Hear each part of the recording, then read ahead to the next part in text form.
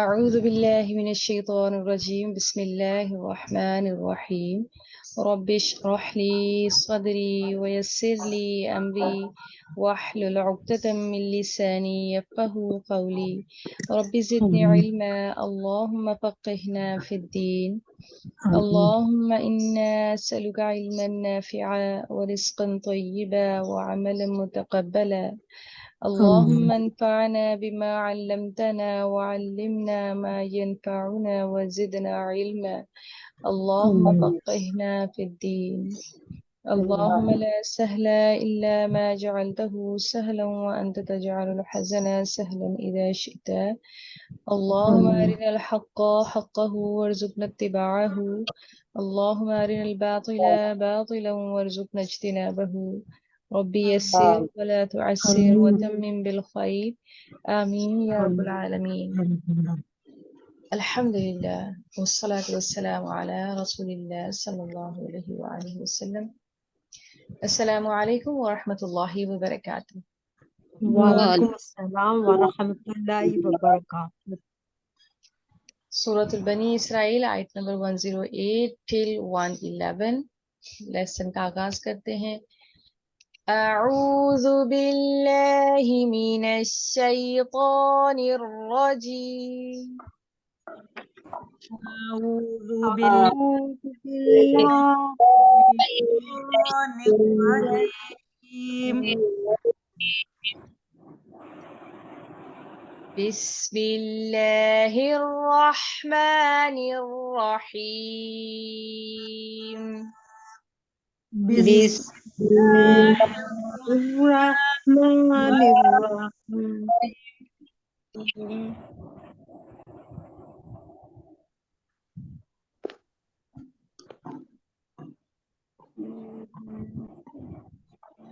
ويقولون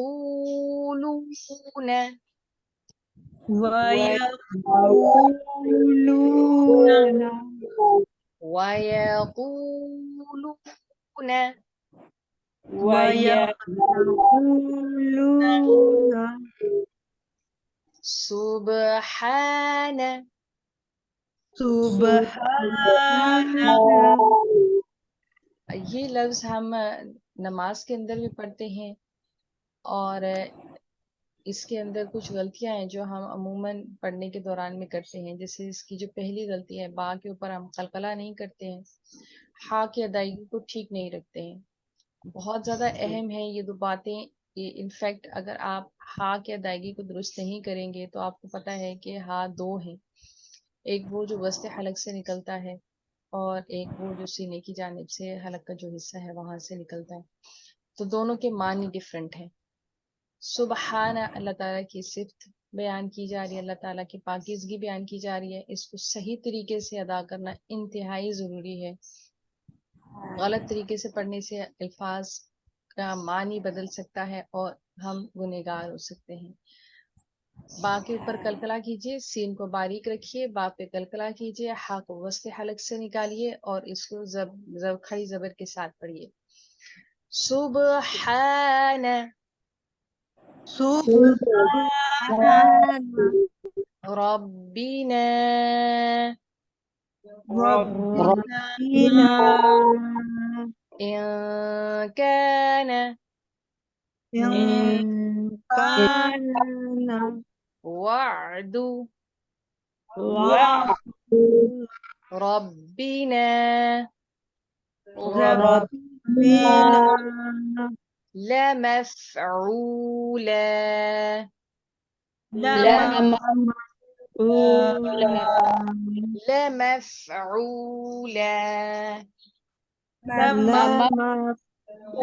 लमफ़ऊला ويقولون سبحان ربنا إن كان وعد ربنا لمفعولا ويقولون سبحان ربنا إن كان وعد ربنا لمفعولا ويقولون سبحان ربنا إن كان وعد ربنا لمفعولا ويقولون سبحان ربنا إن كان وعد ربنا مفعولا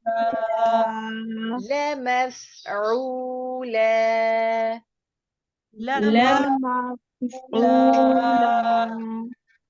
ويخرون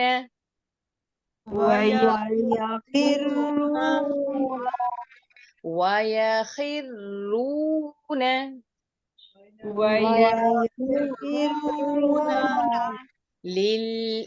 للأذقان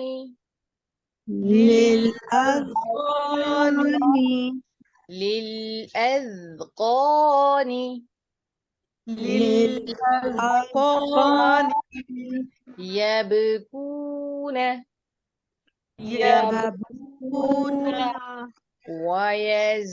ويزيدهم خشوعا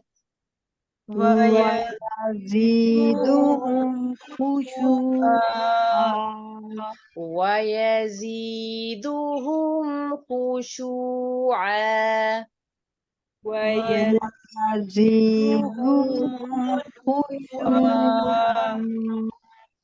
خشوعا و- و- ويخرون للأذقان يبكون ويزيدهم خشوعا ويخرون للأذقان يبكون ويزيدهم خشوعا ويخرون للأذقان يبكون ويزيدهم خشوعا ويخرون للأذقان يبكون ويزيدهم خشوعا قل ادعوا الله قل ادعوا الله قل ادعوا الله قل ادعوا الله أو ادعوا الرحمن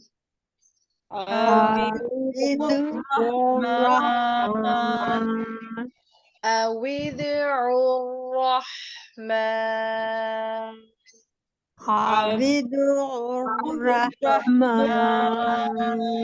أيما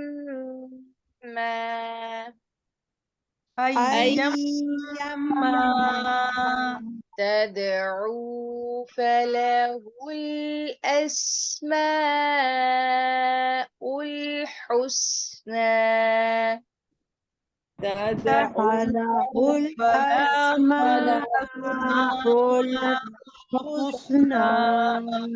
تدعوا दाल पे कलकला कीजिए आइन की अदायगी को दुरुस्त रखते हुए वाव मद्दा के साथ इसको पढ़िए तदउ फलहुल अस्माउल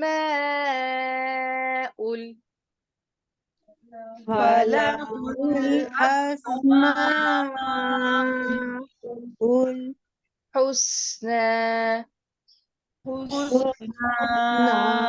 आप यहाँ पर इस वर्ड का स्ट्रक्चर देख रहे हैं। ये खड़ी जबर है और के बाद या आ रही है और यहाँ पर वक्फ हो रहा है। तो इस स्ट्रक्चर के ऊपर जितने भी हुरूफ आते हैं लफ्ज आते हैं उनको हम इसी तरीके से पढ़ेंगे, यानी कि वो वस्ल और वक्फ दोनों सूरतों में सेम पढ़ा जाएगा। उसके अंदर किसी किस्म की कोई तब्दीली वाकई नहीं होगी। हुस्ना अय्यम ما تدعو فله الأسماء الحسنى. أيما تدعو تدعو فله له الأسماء الأسماء الحسنى أيما أيما ولا تجهر ولا تجهر تجهر एक चीज का ख्याल रखिएगा, जीम के ऊपर कलकला है, इसको जरूर कीजिए और अदायगी को दुरुस्त रखिए और रॉ को पुर करके पढ़िए क्योंकि रॉ साकिन से पहले जबर है। वला तजहर ولا تجهر बिस्सलातिक بصلاتك वला तुखाफित बिहा ولا تخافت تخافت بها بها ولا تخافت بها ولا تخافت بها بها وابتغي وابتغي بين ذلك بين بين ذلك ذلك سبيلا سبيلا ولا تجهر بصلاتك ولا تخافت بها وابتغ بين ذلك سبيلا ولا ولا تجهر بصلاتك ولا تخافت بها بها وابتغي بين وابتغي بين ذلك ذلك سبيلا سبيلا ولا تجهر بصلاتك ولا تخافت بها وابتغ بين ذلك سبيلا ولا ولا تجهر بصلاتك ولا تخافت بها وابتغي بين بين ذلك ذلك سبيلا سبيلا وقل الحمد لله الذي وقل الحمد لله الذي الذي وقل الحمد لله الذي وقل الحمد الحمد لله لله الذي الذي لم يتخذ لم يتخذ يتخذ ولدا ولدا ولم يكن له ولم ولم يكن له ولم يكن له ولم يكن له شريك في الملك شريك شريك في الملك ولم يكن له ولم يكن يكن له ولي من ولي الذل ولي من الذل ولي من الذل ولي من الذل وكبره وكبره وكبره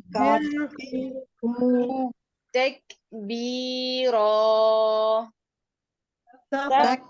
تكبيرا وكبره تكبيرا وكبره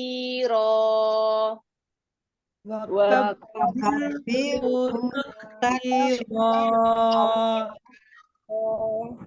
وقل الحمد لله الذي لم يتخذ ولدا ولم يكن له شريك في الملك ولم يكن له ولي من الذل وكبره تكبيرا.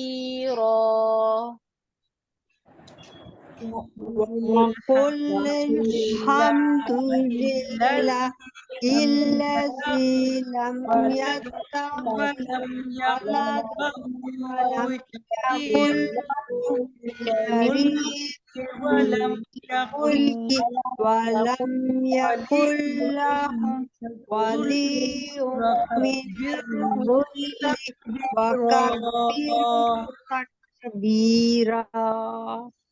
وقل الحمد لله الذي لم يتخذ ولدا ولم يكن له شريك في الملك ولم يكن له ولي من الذل وكبره تكبيرا. وقل الحمد لله الذي لم يتخذ ولدا ولم يكن له شريك في الملك ولم يكن له ولي من الذل وكبره تكبيرا. سبحانك اللهم وبحمدك نشهد أن لا إله إلا أنت نستغفرك ونتوب إليك نحمده ونصلي على رسوله الكريم عما بعد فأعوذ بالله من الشيطان الرجيم بسم الله الرحمن الرحیم. قل کہہ دیجئے سوری وَيَقُولُونَ اور وہ کہتے ہیں سبحان پاک ہے ربنا ہمارا پروردگار. اللہ تعالیٰ کی پاکی بیان کرنا یعنی کہ اللہ تعالیٰ ہر عیب ہر عیوب ظلم زیادتی کمی کوتاہی سے پاک ہے. اللہ تعالیٰ ہر عیب سے پاک ہے.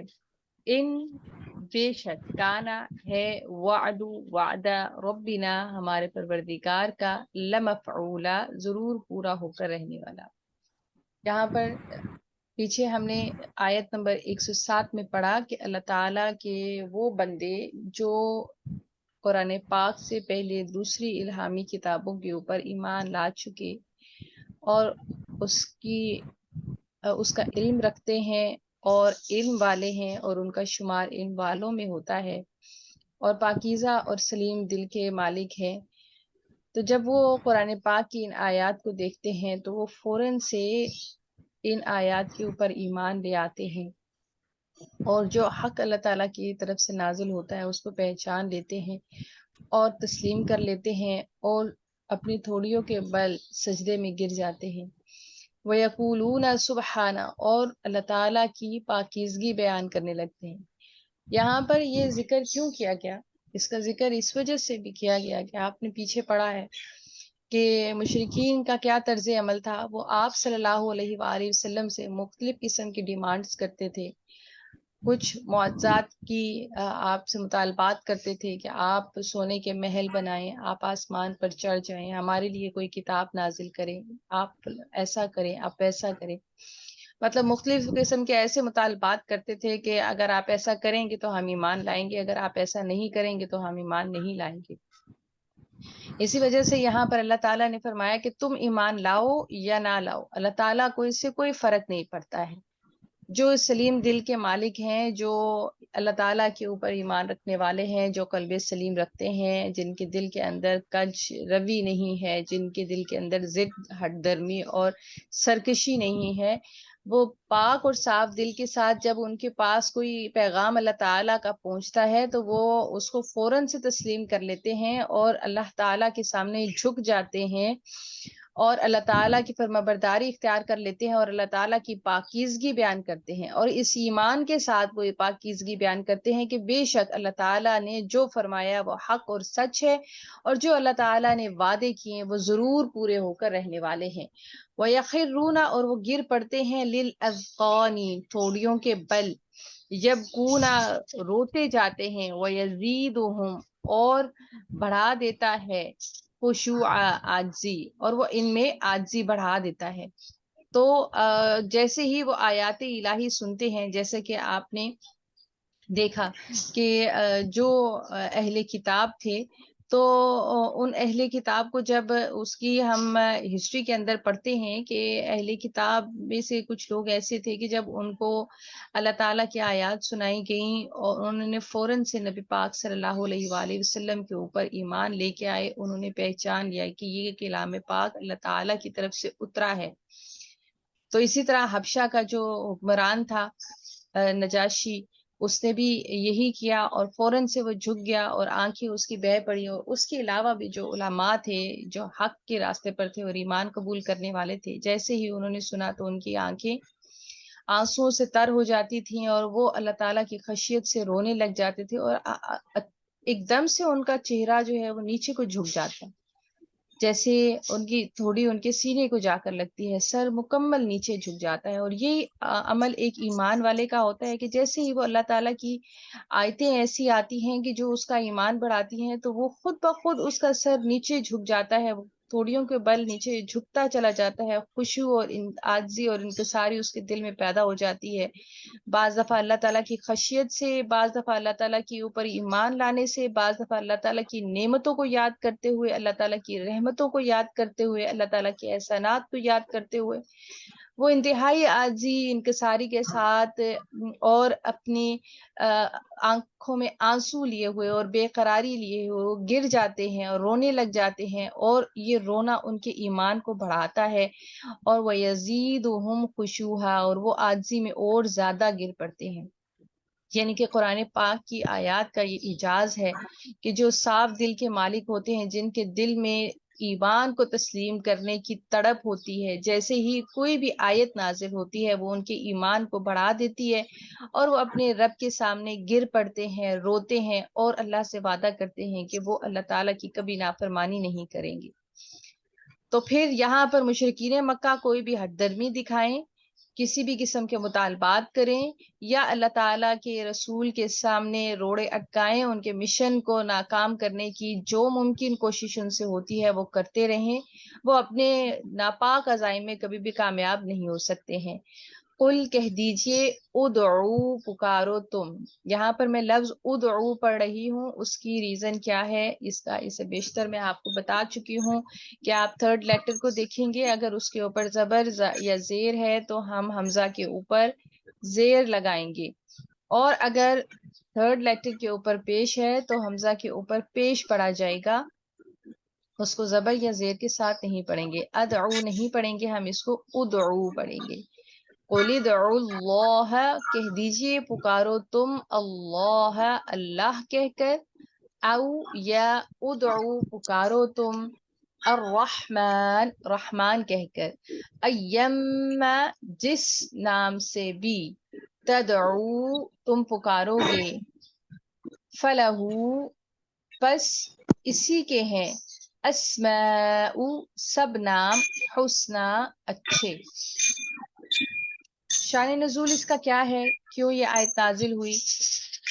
جب رسول اللہ صلی اللہ علیہ وآلہ وسلم، یہ وہ دن تھے جو مکہ کے اندر انتہائی تکلیف کے دن تھے، تو اس میں جب رسول اللہ صلی اللہ علیہ وآلہ وسلم ایک دفعہ نماز پڑھ رہے تھے تو جب سجدے میں گئے تو انہوں نے رحمان، اللہ تعالیٰ کا نام رحمان پکارا اور رحیم پکارا، تو جو مشرکین سن رہے تھے، جو کافر سن رہے تھے، انہوں نے کہا یہ اچھے موحد ہیں جو ایک سے زیادہ خداؤں کو مانتے ہیں، تو یہاں پر اللہ تعالیٰ نے فرمایا کہ یہ سب صفاتی خوبصورت نام اللہ تعالیٰ کے ہی ہیں. اللہ کہہ کر پکارا جائے، رحمان کہہ کے پکارا جائے، یا رحیم کہہ کر پکارا جائے، یہ وہ نام جو اللہ تعالیٰ نے اپنے لیے پسند فرمائے اور ہمیں سکھائے. وہ سب اللہ تعالیٰ کے بہت ہی خوبصورت اور اچھے اچھے نام ہیں، اور انسان جس نام کے ذریعے سے اپنے رب کو یاد کرنا چاہے وہ کر سکتا ہے. اور یہی خوبصورت نام اللہ تعالیٰ نے ہمیں سکھایا، اور قرآن پاک کے اندر بے شمار مقامات پر آپ اللہ تعالیٰ کے صفاتی نام پڑھیں گے. اسی طرح سورۃ الحشر کے آخر میں اور سورۃ المؤمن کے اسٹارٹ میں بھی اللہ تعالیٰ نے صفاتی نام اپنے شامل فرمائے. تو اللہ تعالیٰ کو اللہ کہہ کر پکارا جائے، رحمان کہہ کے پکارا جائے، رحیم کہہ کر پکارا جائے، یہ کسی بھی نام سے جو اللہ تعالیٰ نے پسند فرمائی یا ہمیں سکھائی یا ان سب سے پکارا جائے تو اللہ تعالیٰ کو پکارا جا سکتا ہے، اور اللہ تعالیٰ سے دعا مانگی جا سکتی ہے، اور اللہ تعالیٰ دعائیں قبول کرتا ہے. ولا اور نہ تجہر، آپ بلند کیجئے، بصلاتک اپنی نماز میں، ولا تخافت، یہ تجہر کہتے ہیں آواز کا بلند کرنا، بصلاتک اپنی نماز میں، ولا اور نہ تخافت اور نہ آہستہ کر، بہا اس میں، وابتغی اور تلاش کر، بینا درمیان، ذالک اس کے، سبیلا راستہ. رسول اللہ صلی اللہ علیہ وآلہ وسلم جب ان مشکل حالات میں نماز ادا کیا کرتے تو کچھ بلند آواز میں آپ تلاوت فرماتے، جس کی وجہ سے جو مشرکین تھے وہ کیونکہ چڑھتے تھے، ایک تو اللہ تعالیٰ کے نام سے چڑھتے تھے، آپ کے کلام سے چڑھتے تھے، تو جب وہ تلاوت سنتے تو وہ گالیاں دینا شروع کر دیتے، گالیاں بکتے، کلام پاک کو برا بھلا کہتے، اور حضرت جبرائیل علیہ السلام جو نازل کرنے والے تھے، لے کر آنے والے تھے، ان کو برا بھلا کہتے، ان کو گالیاں دیتے. تو اللہ تعالیٰ نے اس بات سے منع فرمایا کہ اتنا اونچا قرآن نہ پڑھیں کہ وہ پھر اللہ تعالیٰ کے بارے میں یا کلام پاک کے بارے میں یا حضرت جبرائیل علیہ السلام کے بارے میں کوئی ایسی نازیبہ بات کہیں جو کہنے کا حق ان کو نہیں ہے. اور اسی طرح اتنا زیادہ آہستہ بھی نہ پڑھیں کہ جو صحابہ اکرام آپ کے پیچھے نماز پڑھ رہے ہیں ان تک آپ کی آواز نہ جائے، یعنی کہ درمیانی راستہ اختیار کریں نماز کے دوران میں. ولا تجہر بصلاتک ولا تخافت بها وابتغی بین ذلک سبیلا. اسی طرح یہ جو مشرکین تھے، کیونکہ قرآن پاک کا یہ اعجاز ہے، اس قدر خوبصورتی اس کے پیغام کے اندر ہے، اتنی ہم آہنگی اس کے پیغام کے اندر ہے کہ ان کا دل کرتا تھا کہ یہ قرآن پاک کو سنے، اور جو دل ان کی طرف مائل ہوتے تھے وہ چھپ کر قرآن کو سنتے یا کان لگا کر اس کو سنتے. تو جو دوسرے تھے جن کو اس سے ضد تھی قرآن پاک سے، اللہ کے کلام سے، اللہ تعالیٰ کی ذات سے، تو وہ ان کو مارتے پیٹتے، ان کو بھگاتے اور ان کو کلام پاک سننے نہ دیتے، اس لیے وہ چھپ چھپ کے قرآن پاک کو سنتے تھے. تو اللہ تعالیٰ نے فرمایا کہ ایسے حالات جس میں لوگ چھپ چھپ کے سن رہے ہیں تو اپنا درمیانی راستہ اختیار کریں کہ ان لوگوں کو جو چڑھتے ہیں وہ بھی اپنے کام سے باز رہیں، اور وہ لوگ جو اللہ کے پیغام سننے کے لیے تڑپتے ہیں ان تک بھی اللہ تعالیٰ کا پیغام پہنچ جائے. وقل اور کہہ دیجئے، الحمد سب تعریفیں، للہ اللہ تعالیٰ کے لیے ہیں، الذی وہ ذات جس نے لم نہیں یتخذ بنایا، ولدن بیٹا، ولم اور نہیں یکن لہو ہے اس کے لیے، شریکن کوئی شریک، فی الملکی بادشاہت میں اس کی، فی میں الملکی اس کی بادشاہت یا حکومت میں، ولم اور نہ ہی یکن لہو ہے اس کا، ولی کوئی دوست مددگار، من سے، الذلی ناتوانی کے سبب، وکبر ہو یا کمزوری کے سبب، وکبر ہو اور اس کی بڑائی بیان کرو، تکبیرہ بڑا جاننا. لوگ اللہ تعالیٰ کی ساتھ شریک کیوں ٹھہراتے تھے اور بتوں کی پوجا کیوں کرتے تھے؟ اس کی ریزن یہ ہے کہ وہ یہ سمجھتے تھے کہ اللہ تعالیٰ نعوذ باللہ معاذ اللہ محتاج ہے، کہ وہ اپنا تمام کائنات کا انتظام اکیلے نہیں سنبھال سکتا، اس کو اللہ تعالیٰ کو ضرورت ہے، اور یہ اللہ تعالیٰ کے مشیر ہیں جو اللہ تعالیٰ کے معاون اور مددگار ہیں، اور مختلف کام اللہ تعالیٰ نے ان کو تفویض کیے ہوئے ہیں، اور وہ اپنے اپنے دائرہ کار میں رہ کر یہ کام کر رہے ہیں. تو یہاں پر اللہ تعالیٰ نے کمال طریقے سے ان کی تمام باتوں کو کنڈیم کیا ہے اور ان کے اوپر کاری ضرب لگائی ہے جو ان کے شرکیہ عقائد تھے کہ اللہ تعالیٰ واحد و لا شریک ہے. تمام تعریفیں اس ذات پاک کے لیے ہے جس کی کوئی اولاد نہیں ہے، کیونکہ اولاد بھی انسان کی کیا ہوتی ہے، سپورٹر ہوتی ہے نا اس کی. وہ ایک مقام تک پہنچ کے اس کو سپورٹ کرتی ہے، اس کو مضبوط بناتی ہے، اس کا سہارا بنتی ہے. تو اللہ تعالیٰ کو کسی سہارے کی، کسی سپورٹ کی، کسی سپورٹیو کی ضرورت نہیں ہے. اللہ تعالیٰ اپنی ذات کے اندر با کمال ہے اور اس کو وہ ہر سہارے سے بے نیاز ہے. وَلَمْ يَكُنْ لَهُ شَرِيكٌ فِي الْمُلْكِ. اور اسی طرح اللہ تعالیٰ کو نظام کائنات چلانے کے لیے کسی شریک کی ضرورت نہیں ہے، وہ کسی کا محتاج نہیں ہے اس تمام کائنات کو چلانے کے لیے. وَلَمْ يَكُنْ لَهُ وَلِيٌّ مِّنَ الذُّلِّ. اور نہ ہی وہ اس قدر کمزور ہے کہ وہ اس تمام دنیا کے کائنات کے نظام کو چلانے کے لیے کسی کا محتاج ہو، کسی کی مدد کی اس کو ضرورت ہو. وہ اپنے اندر کمزوری اور بے بسی اور محتاجی نعوذ باللہ محسوس کرتا ہو. ایسی تمام صفات سے اور ایسی تمام چیزوں سے اللہ تعالیٰ کی ذات پاک ہے. وہ انتہائی قدرت رکھنے والا اور قادر مطلق ہے، قادر مطلق ہستی ہے اور ہر شرک سے پاک ہے. یہ انسانوں کو محتاج ہوتا ہے، اس کو سہاروں کی ضرورت ہوتی ہے، اس کو مددگار کی ضرورت ہوتی ہے، اس کو دوست کی ضرورت ہوتی ہے، اس کو بے بسی اور مجبوری میں کسی سہارے کی. اللہ ان تمام باتوں سے پاک ہے. وَكَبِّرْهُ تَكْبِيرًا. اور وہ اس کی بڑائی بیان کریں بڑا جان کر کہ اللہ تعالیٰ بہت بڑا ہے.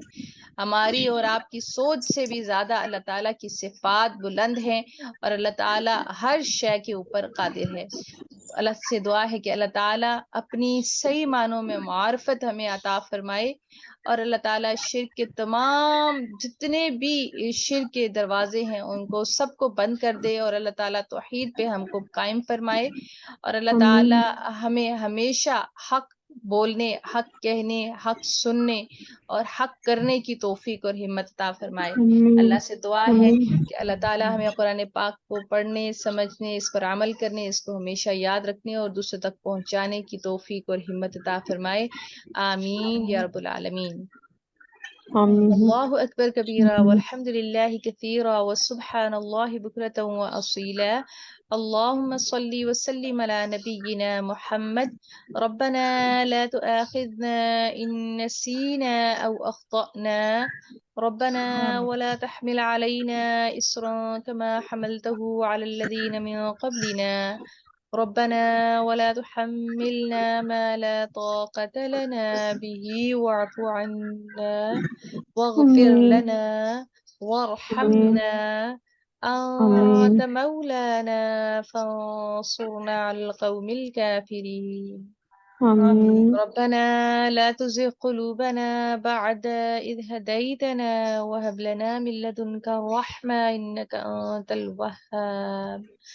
ربنا آتنا في الدنيا حسنة وفي الآخرة حسنة وقنا عذاب النار.